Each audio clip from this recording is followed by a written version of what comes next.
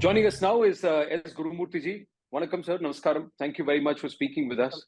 Let me first ask you, it's a historic moment for India. Why is the inauguration of the Parliament so special for us?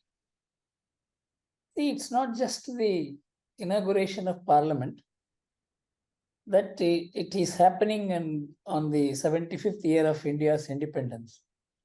It's not merely a coincidence. The Prime Minister has worked to make this happen. That's an important thing. So it's not just the opening of a building.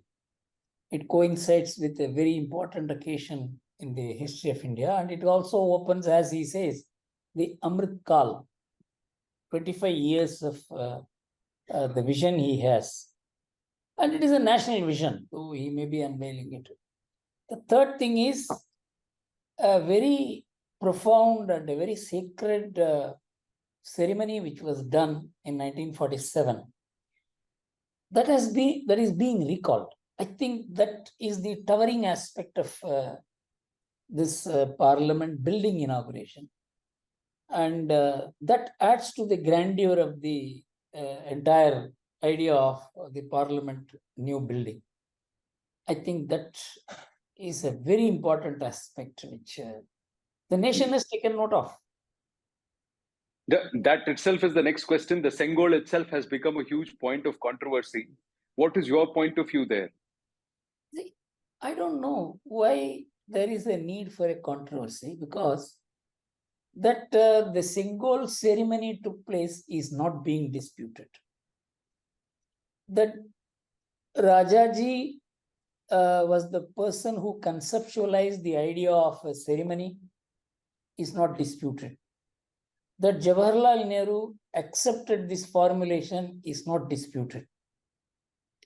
That priests or the saints who had the tradition of administering this handing over of the Sengol to the Chola kingdom, that they came from Tamil Nadu, that they actually flew from Tamil Nadu is a report in the Hindu which I read.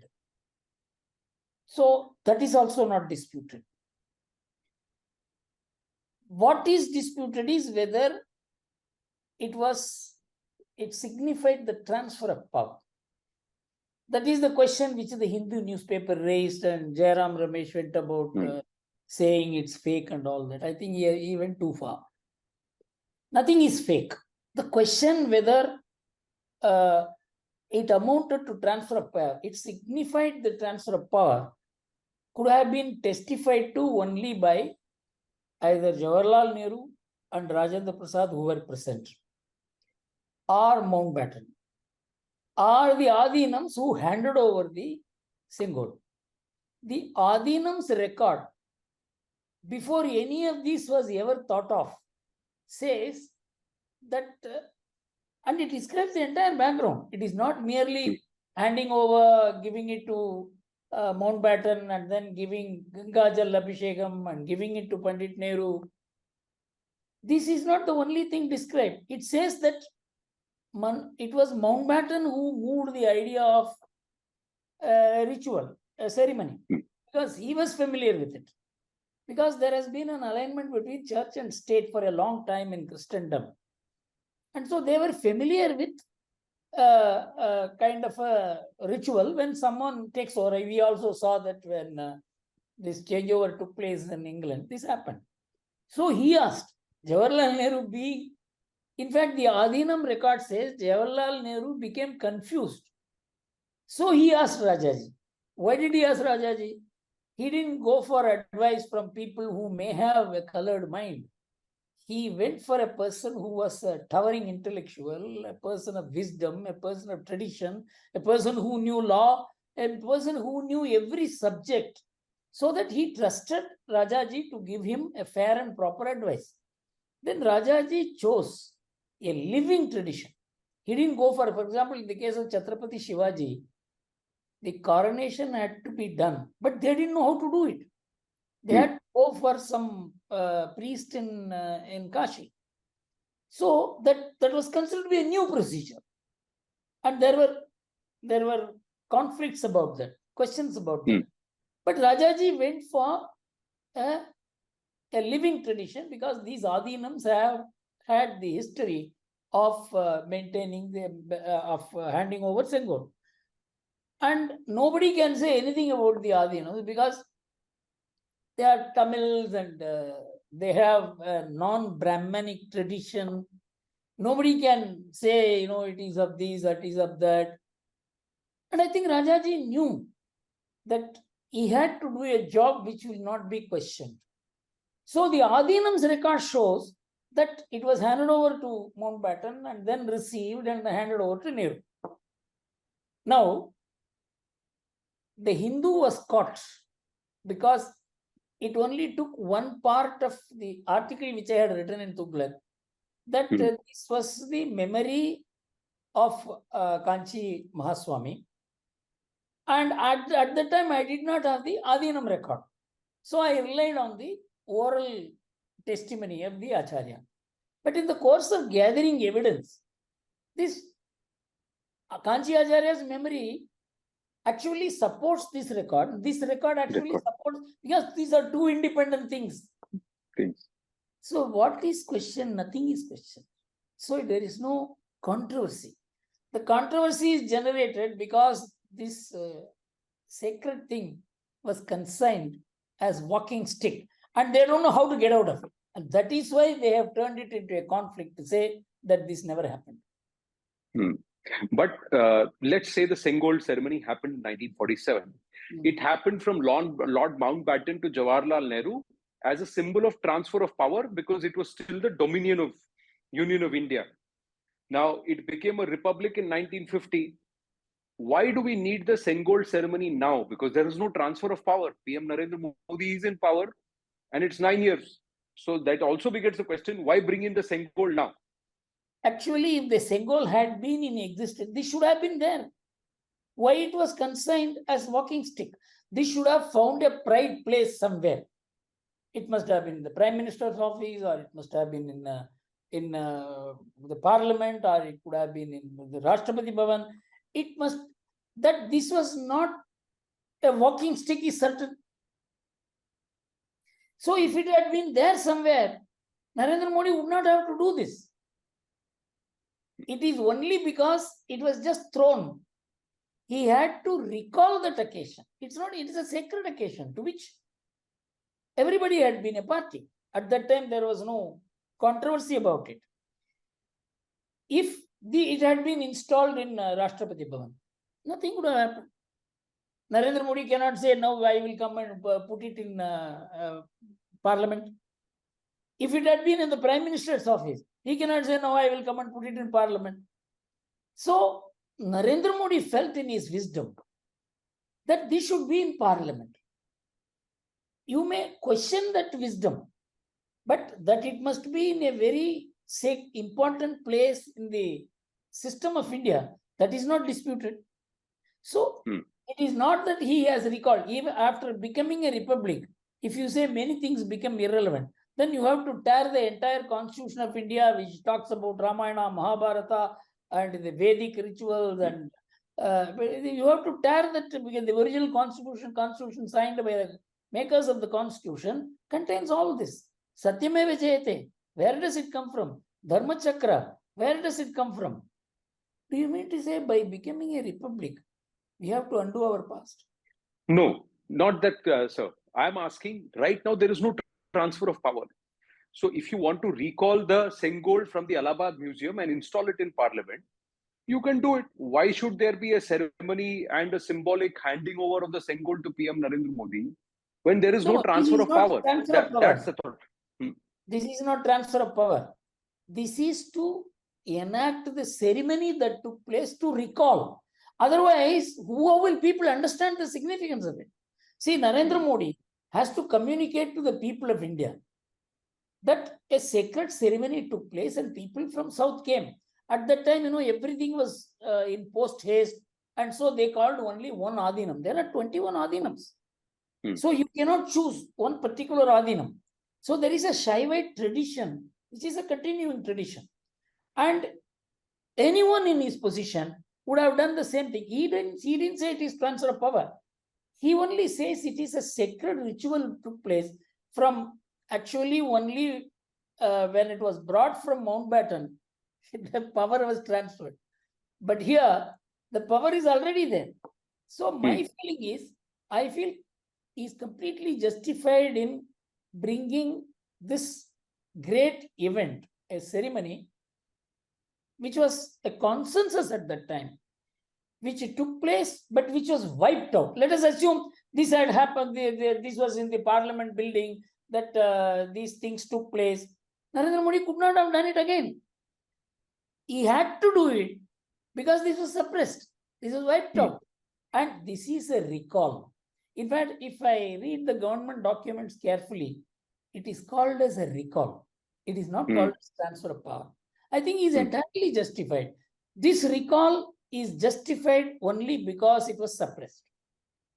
The recall you are saying is justified, but the other criticism is it's being done with an eye on Tamil Nadu, to woo the voters of Tamil Nadu. And that is why this is another political game that the Prime Minister is playing to try and endear himself to the voters and the people of Tamil Nadu. How do you respond to that? Actually, this is perverse because Rajaji chose Tamil Nadu at that time. Why?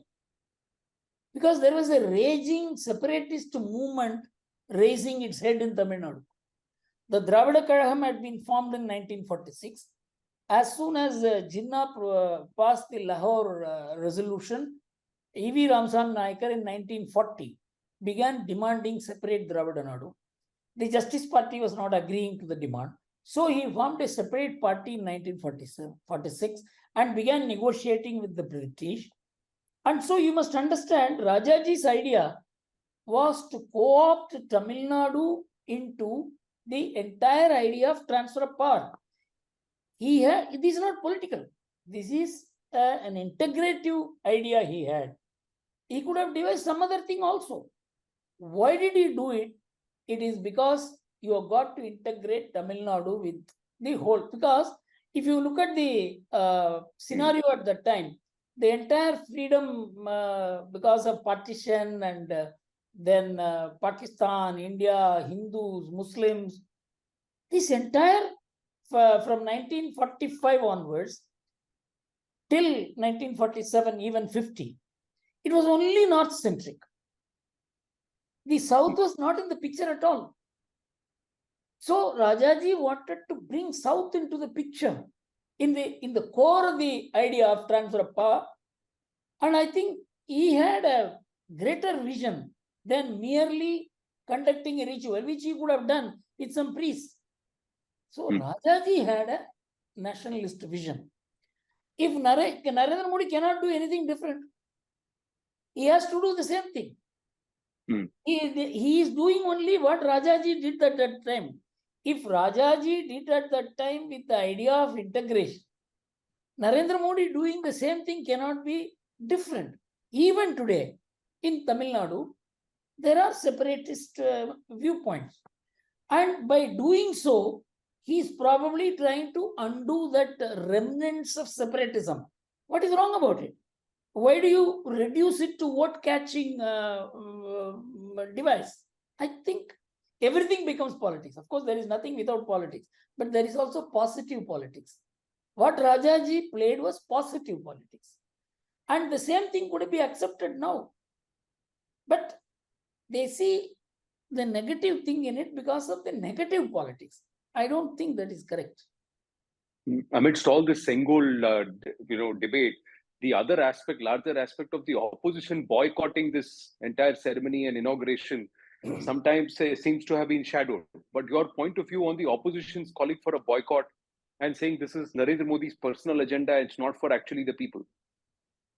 You see, I think, I agree. In fact, these are discussions which I had with Atal Bihari Vajpayee. This parliamentary boycott and all that started very vigorously during Rajiv Gandhi's period, Bofors and things like that. And in 1990s, it proceeded, then the Ramjan Bhumi movement, then the kind of polarization that was taking place. At that time, BJP was in the opposition. Vajpayee used to say, this is not the model. This will do a lot of damage to our democracy. He used to argue in the BJP. I know many times when the BJP wanted to walk out or boycott, Vajpayee has prevented it. You see, that has become now a new normal. Boycotting regular parliament session or walking out.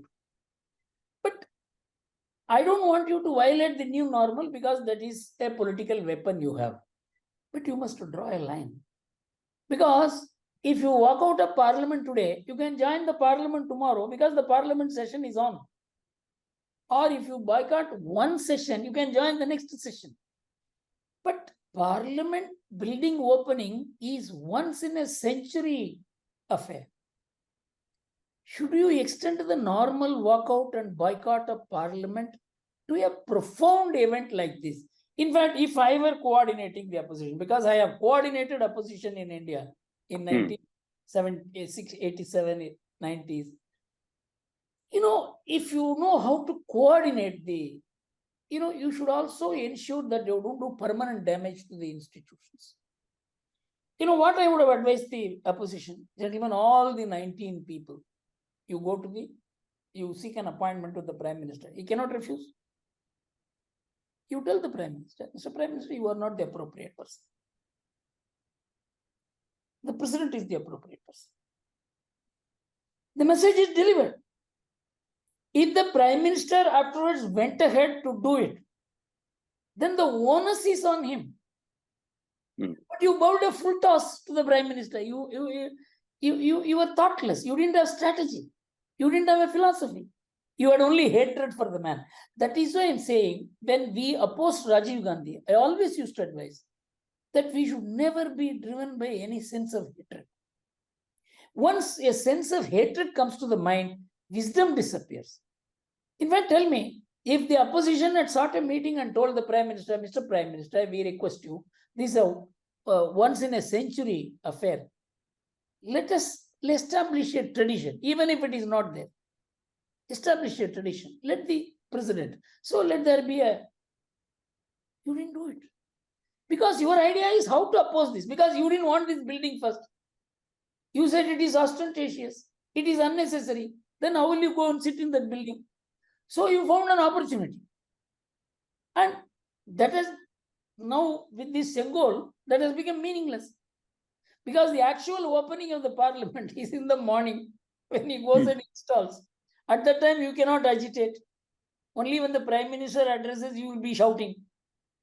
You have reduced yourself, the entire opposition, into a marginal affair. It's your own fault.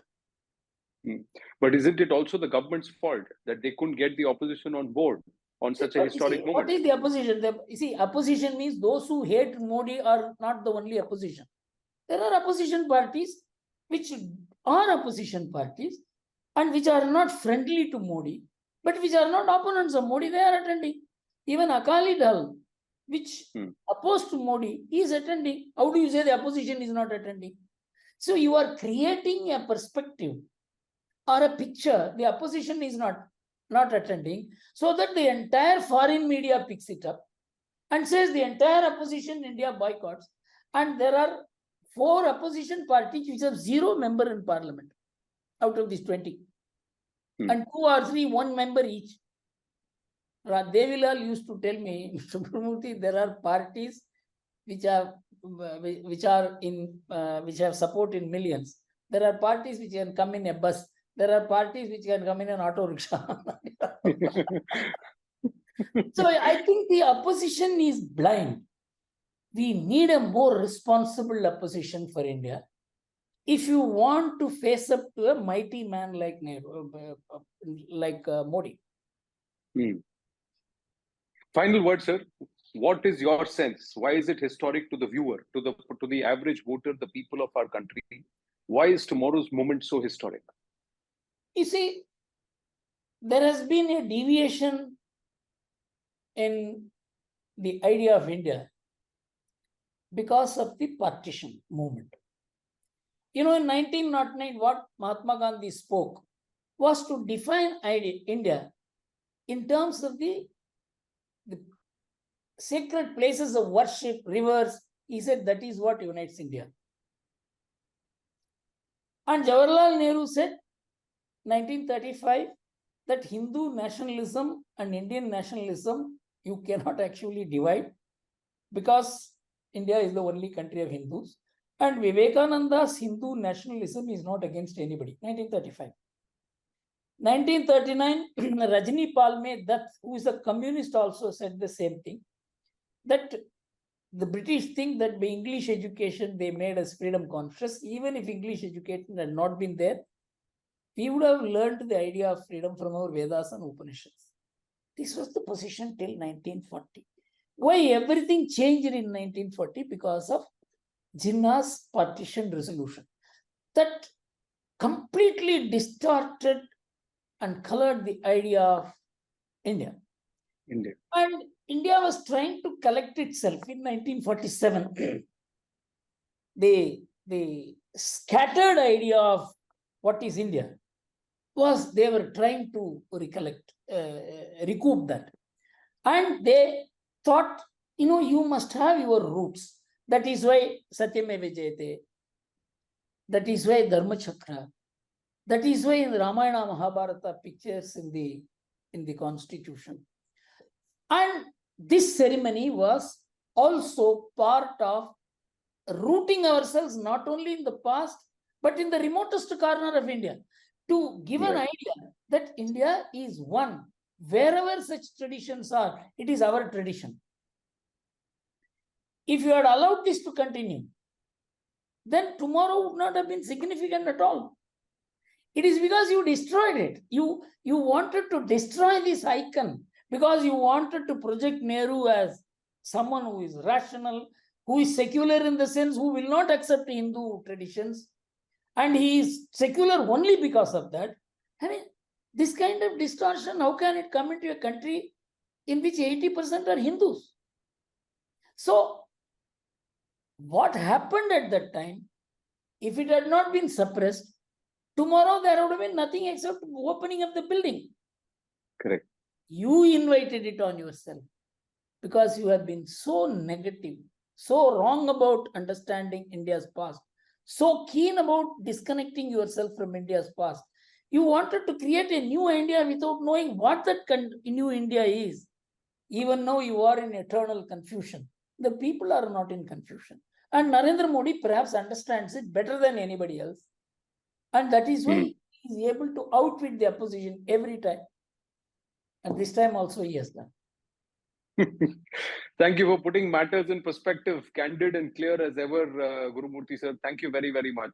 Thank you so much. Much appreciated, sir. Thank you very much. Thank you, sir. Thank you, sir. Vanakkam.